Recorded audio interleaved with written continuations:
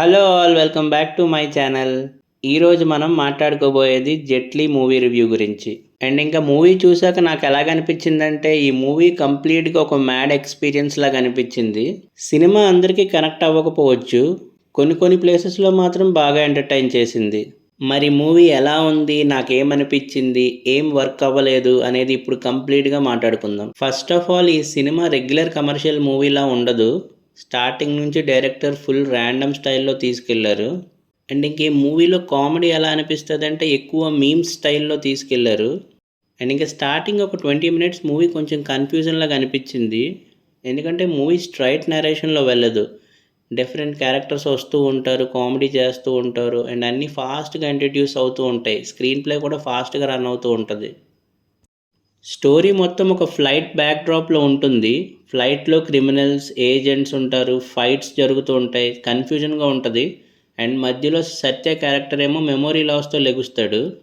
అసలు హీరో ఎవరు, ఏం జరుగుతుంది, ఎందుకు అందరూ చేస్తున్నారు అనే కన్ఫ్యూజన్ టోన్తో మూవీ స్టార్ట్ అవుతుంది. హానెస్ట్లీ చెప్పాలంటే ఫస్ట్ హాఫ్ మూవీకి biggest plus. Starting 15 to 20 minutes కొంచెం కన్ఫ్యూజన్గా అనిపించినా వన్స్ మూవీ రిథంలోకి వెళ్ళాక ఫుల్ ఎంటర్టైనింగ్గా ఉంటుంది. సత్య ఎంట్రీ నుంచి కామెడీ సీన్స్ బాగా ల్యాండ్ అయ్యాయి. Dialogue delivery, expressions, body language అన్నీ చాలా న్యాచురల్గా వర్కౌట్ అయ్యాయి.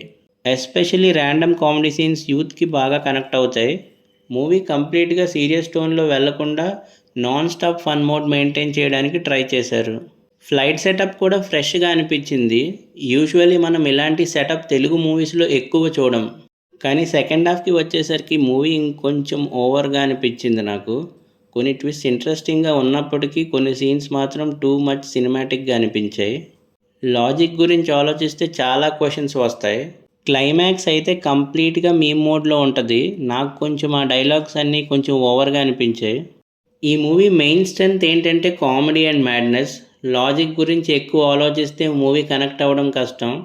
కానీ ఫ్లోలో వెళ్ళిపోతే చాలా సీన్స్ నవ్వొస్తాయి. కొన్ని డైలాగ్స్ అయితే డైరెక్ట్ మీమ్ టెంప్లెట్స్ లాగా ఉంటాయి. థియేటర్లో యూత్ బాగా ఎంజాయ్ చేస్తారు, బట్ ఫ్యామిలీ ఆడియన్స్కి అంత కనెక్ట్ అవ్వదు. వెన్నెల కిషోర్ సీన్స్ కూడా టైమింగ్తో బాగా వర్కౌట్ అయ్యాయి. సత్య వెన్నెల కాంబో కొన్ని ప్లేసెస్లో హిల్లేరియస్గా ఉంటాయి. మూవీలో పర్ఫార్మెన్సెస్ విషయానికి వస్తే సత్య గురించి మళ్ళీ చెప్పాలంటే వన్ మ్యాన్ షో లాగా అనిపించింది. Expressions, comedy timing, screen presence అన్నీ బాగా వర్క్ అయ్యాయి. Vennela Kishore screen time limited అయినా వచ్చిన ప్రతి సీన్లోనూ ఇంపాక్ట్ క్రియేట్ చేశాడు. సపోర్టింగ్ యాక్టర్స్ అండ్ విలన్స్ కూడా మూవీ క్రేజీ టోన్కి బాగా సెట్ అయ్యారు. ఇంకా director Ritesh Rana style movie మొత్తం క్లియర్గా కనిపిస్తుంది. మత్తుబదుల type random comedy and quick narration touch ఇక్కడ కూడా ఉంది. కాలభైరవ బీజిఎం చాలా బాగా హెల్ప్ అయింది. ఎస్పెషలీ కామెడీ అండ్ యాక్షన్ సీన్స్లో అయితే ఎనర్జీ పెంచింది. సినిమాటోగ్రఫీ విషయానికి వస్తే ఫ్లైట్ సెటప్ని విజువల్లీ స్టైలిష్గా చూపించారు. మూవీ యొక్క పాజిటివ్స్ ఏంటంటే Satya performance and comedy timing. నాకు పర్సనలీ మూవీలో బిగ్గెస్ట్ ప్లస్ సత్య అనిపించాడు. హానెస్ట్లీ సినిమా మొత్తం తనే క్యారీ చేశాడు. కామెడీ టైమింగ్ అయితే చాలా న్యాచురల్గా ఉంది. కొన్ని సీన్స్లో జెన్యున్గా నవ్వాను.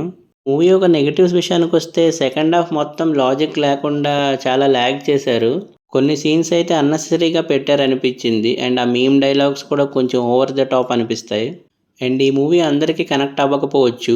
ఎస్పెషలీ ఫ్యామిలీ ఆడియన్స్ కన్నా యూత్కి ఎక్కువగా ఎంజాయ్ చేస్తారనిపించింది. కానీ సత్య పర్ఫార్మెన్స్ అండ్ ఆ ఫన్ మూమెంట్స్ కోసం ఒకసారి వాచ్ చేయొచ్చు.